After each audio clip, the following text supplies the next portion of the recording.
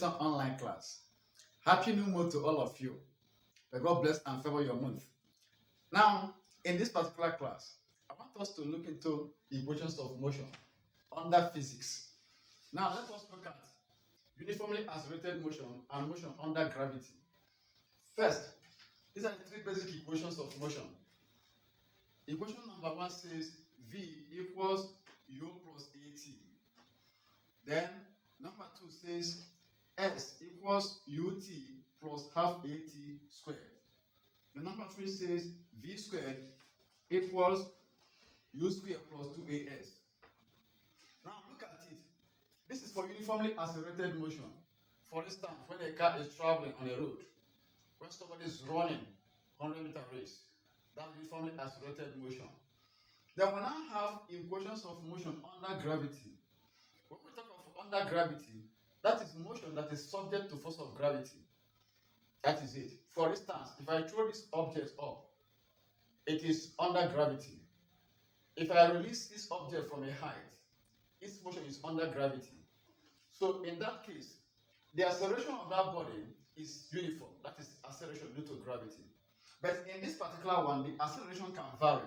That is A. Now here, A transforms to G here, which is a constant acceleration due to gravity. Then S transforms to H, still in meters, because for vertical distance, we call it what? Height. That is it. Now the first equation here now says V equals U plus or minus GT. Then the second one says H equals UT plus or minus half GT squared. Then the third one says V squared equals U squared plus or minus 2GH. Now you can notice here we have plus or minus under gravity.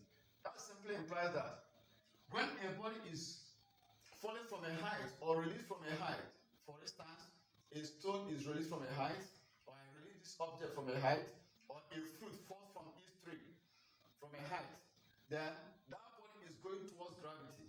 Then you use plus. We don't use these two signs simultaneously. Then, but if I throw this object upwards, an object is thrown upwards, in that case, the object is going against gravity. Then you do what? We use minus. That's the implication of this plus or minus. Remember, these parameters of motion remain their conventional meaning. They retain their conventional meaning. What I mean is that our V here stands for final velocity, our U stands for initial velocity, of course you know in meter per second. Our A stands for acceleration, which is in meter per second square. T stands for what? Time, which is in seconds. Then S is for distance in meters. And these are the parameters. And when you come to this place, the same thing. The only thing that G is a constant. G is approximately 10 meters per second square. Then H is also height in meters as well. Don't forget that 100 centimeters make 1 meter. Then, so with this now, we can look at examples. So example question number one says, a car accelerates uniformly at 5 meters per second square from an initial velocity of 20 meters per second for 30 seconds. Then we are required to find the distance covered during this period. Now let's solve this number one question quickly. Then we have that from the parameters, we have that the 5 meters per second square here stands for what? Acceleration. Then we have that A equals 5 meters per second square given. Then we're also given that the initial velocity of the car, which is what? U equals 20 meters per second. Then we are given that the car travels for 30 seconds. T equals 30 seconds. So you should be knowing these quantities by their units. Very important. Okay, now we're asked to find the distance. Now you look at these equations. We don't just take any one arbitrarily. For you to choose any of these equations, you look at the quantities given and the ones we are asked to find. Now looking at this, we have our acceleration, we have our initial velocity, we have our time, and we are expected to find, the distance, x, the distance. Now you look at it, now you see that the first equation cannot solve this problem. Then the second equation can solve the problem. Looking at this now, this motion is not under gravity. when a car is traveling. And the second equation we have, it involves S, it involves U, it involves A, and it involves what? T. For that reason, you can now see that we can use the second equation, we can solve the problem. The third equation involves V, U, A, and S. But our question here does not involve V. So the second equation is suitable for this solution. So we have S equals UT plus 1 over 2 AT squared. That will give us S equals our U is 20. 20 times our T is 30. 20 times 30 plus 1 over 2. Our A is 5. 5 times 5. Then our T is still 30 times 30 squared.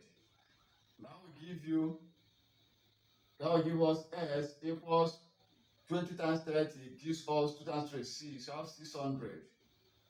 600 plus 1 over 2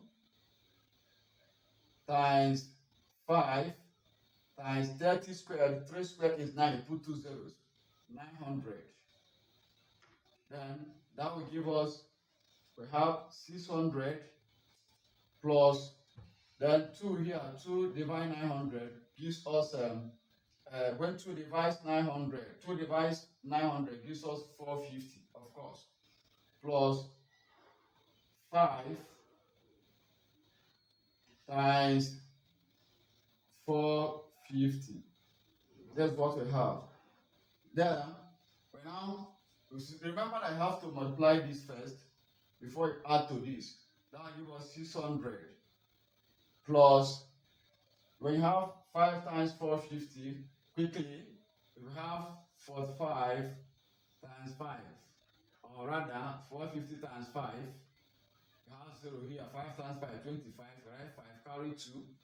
5 times 4, you have 20 plus that 2. That is 22. That's it. 5 times 0, 5, 0. 5 times 5, 25, right? 5 carry 2. 5 times 4, 20 plus that 2, that's 22. Have 2, 250. So have 2, 2, 5, 0.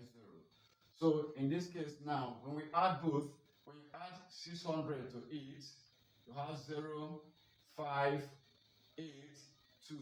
We have 2850 meters. The SI unit of distance is meter.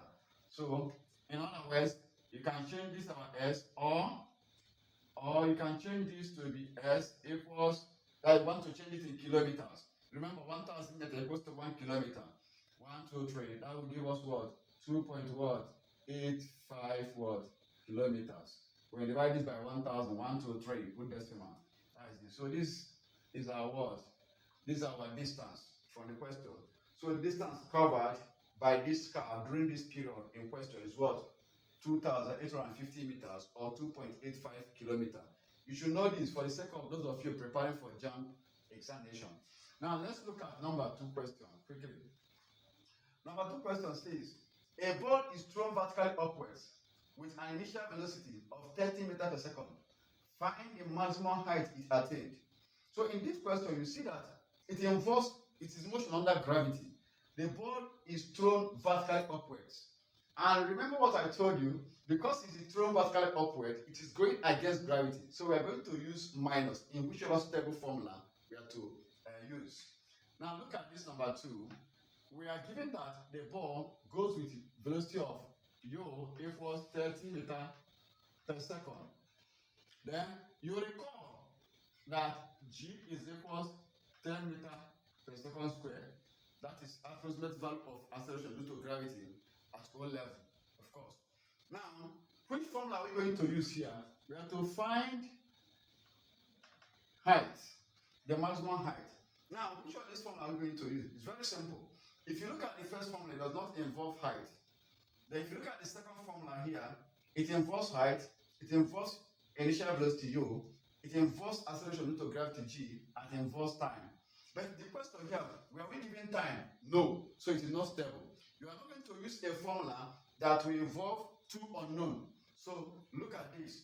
The third one involves v, involves u, involves g and h. So the third one can solve the problem. But I know your question now. One might ask, what of V? We are we giving V? We are not giving V, but there's a condition. Now you should know that at maximum height, V equals 0 meter per second. So very important. So in a question like this is the condition. When you throw a body upwards, as the body ascends, as the body goes up, the velocity decreases, and the maximum height, the velocity becomes what? 0. You should know the condition. Again, if you are releasing a body from a height, the initial velocity of the body is what? 0. As it descends, it gets velocity. So that is very important. Then, so this condition applies here. V is equals 0. Now, you see that this formula can now go for the problem. Now, using the formula, V squared equals U squared. Then, because it's going against gravity, we are going to use what? Minus 2gh. But if it is falling from a height, we use plus. Then, in this case now, our V is 0 at maximum height, like I explained earlier.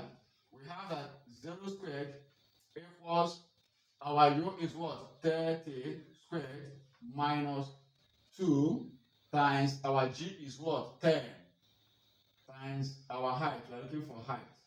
And that will give us 0 equals 30 squared is 900 minus 20h. Yes.